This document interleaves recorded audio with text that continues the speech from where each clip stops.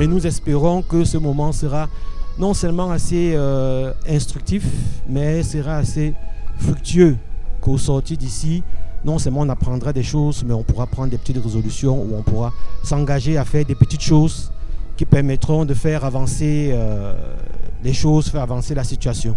Or, je pense que ce qu'on ne pourrait pas retirer à un être humain, c'est le rêve. Si on rêve, si on s'y applique, avec un peu de chance, on peut passer à la réalité. La démocratie se définit comme le pouvoir au peuple. Dans un système basique démocratique, il faudrait que chaque citoyen soit capable de donner son avis sur toutes les questions qui permettent de décider pour la société. Et alors on constate qu'il y a un déficit de représentation des populations issues de l'immigration et notamment des afrodescendants en politique. Moi, je pense qu'une mesure telle que les quotas, même si c'est difficile à mettre en place et à mettre en œuvre, reste quand même une mesure intéressante. On l'a prouvé pour les femmes qui étaient en déficit et qui, on se rencontre à chaque législature, permet d'améliorer la représentativité des femmes. Je pense qu'on devrait réfléchir, essayer de trouver des éléments qui permettraient de mettre en place des quotas pour les personnes issus de l'immigration et notamment des afro-descendants. 358 268 personnes originaires de l'Afrique subsaharienne représenteraient 3% de la population belge. Si l'on applique ce ratio au nombre de députés, on pourrait dire, dans un système démocratique logique, ces 3% devraient être représentés par 4 à 5 députés au Parlement fédéral. Pour améliorer la représentativité des élus d'origine étrangère, c'est important de comprendre qu'ils ont besoin de tout votre soutien. Il faut les rendre beaucoup plus visibles. La question de la visibilité, c'est un enjeu crucial au moment des élections, pendant la campagne électorale évidemment, mais tout au long de l'année, tout au long de toutes ces années où finalement toute une série de personnes apportent tellement à la société belge et malheureusement leur réussite, leur combat, leur travail n'est pas suffisamment mis en avant. Et donc moi je voudrais déjà remercier tous les médias qui font ce travail-là et également les différents entourages et les personnes qui comprennent à quel point la diversité est une richesse en Belgique. Vous savez, quand je me présente, voire à la rencontre des citoyens, souvent on me demande d'où tu viens. Et je réponds, moi j'habite à Liège. Et la réaction c'est la même à chaque fois, c'est non, mais d'où tu viens? D'où tu viens? Deuxième question.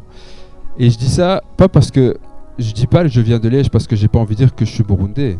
J'en suis fier, je le serai toujours. Il faut pas du tout dissocier les deux. Mais je dis ça, ça veut dire que pour certaines personnes, je ne suis pas reconnu comme belge à part entière. Alors que pour ceux qui ont des enfants, moi j'ai eu la chance de retourner au Burundi. C'est une sensation particulière. Je vois très vite, et les gens autour d'ailleurs voient tous que je ne suis pas un Burundais du Burundi. Mes références culturelles sont belges, mon éducation est belge. Malgré ça, dans cette société, et particulièrement je pense la diaspora africaine, due à l'histoire coloniale, en grande partie je pense, parce que d'autres personnes d'origine étrangère, je pense notamment à l'immigration marocaine, l'immigration turque, l'immigration italienne. Je pense que l'immigration italienne, ça peut être vraiment une immigration d'exemple. Vous savez, les Italiens n'ont pas toujours été accueillis comme ils le sont actuellement. On a parlé d'Elio Di Rupo, Cristi Moreal est d'origine italienne, je pourrais vous citer des dizaines de responsables politiques qui sont d'origine italienne. Et les Italiens, on a une fête italienne à Liège.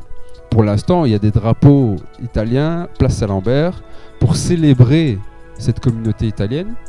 Mais quand ils sont arrivés il y a une cinquantaine d'années, ils étaient interdits de rentrer dans des bars, on les appelait les chiens, ils étaient stockés dans des ghettos. Et c'est ce combat qu'ont mené toutes ces personnalités politiques. On arrive un jour où Elio Di Rupo était Premier ministre de la Belgique. La question de départ était à quand un Premier ministre afro-descendant en Belgique? Je ne sais pas si vous avez obtenu la réponse ou pas. Mais ce que je vais vous dire, c'est que pour être Premier ministre en Belgique, il faut au préalable être député fédéral. Le Premier ministre est issu du Parlement fédéral. Et pour être député fédéral, il faut commencer par être candidat à l'élection fédérale. Et aujourd'hui, nous avons Orly Tshizabira qui est candidat comme député au Parlement fédéral. La démocratie, elle est censée l'être. C'est sa définition, démocratie représentative. Les députés sont censés représenter le peuple. Par contre, ces dernières années, on voit bien que la démocratie ne fait plus son travail. Les députés sont tous d'une même classe sociale. Ils ont souvent le même parcours, des diplômés universitaires, de sciences politiques, de droit. Et ça crée une rogne dans le peuple. On voit beaucoup plus de citoyens qui renient la démocratie, qui ne veulent pas voter, qui n'y croient plus. Et moi, je pense que c'est dû à son manque de représentativité. Il n'y a pas assez de personnes d'origine étrangère. Il y a 3% environ de la population qui est d'origine d'Afrique subsaharienne. Il y a 0 député d'origine d'Afrique subsaharienne. Il n'y a pas assez d'ouvriers, il n'y a pas assez de jeunes. Les 18-30 ans représentent 15% de la société. Pourtant, aucun député n'a moins de 30 ans. Donc, dans tous ces aspects-là, dans tous ces systèmes de classe, il y a un manque de représentativité net et clair. Et il faut le combattre pour raviver la démocratie. C'est un sujet d'une importance énorme.